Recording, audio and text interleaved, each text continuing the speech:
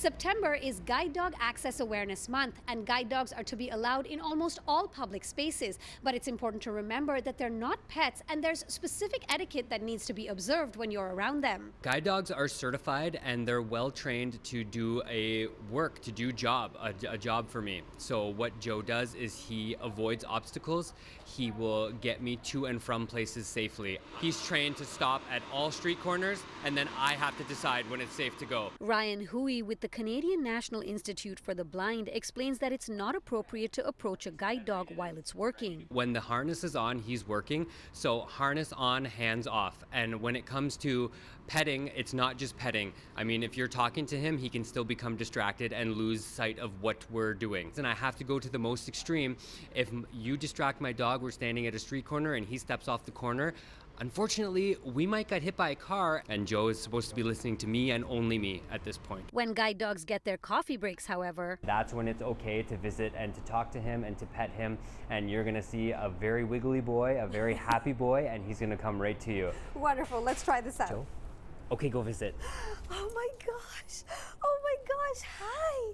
Oh, such a good boy. Good boy, Joe. Oh yes, thank you. Once he's back in the harness, it's back to business. Up. To raise awareness about guide dog etiquette and the laws around where they must be allowed access, ride-sharing app Uber is collaborating with CNIB to educate drivers and the public about their rights. It is Uber's policy that service animals are welcome on rideshare, but it's also the law.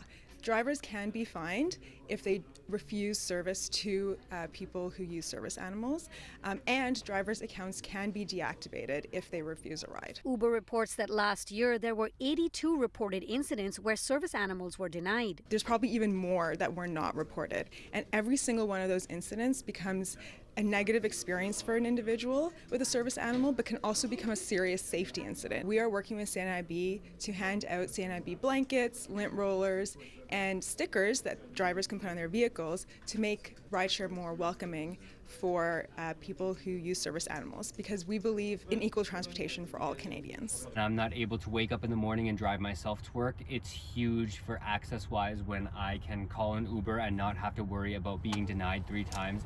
Boy, watch your tail. Dilshad Burman, City News.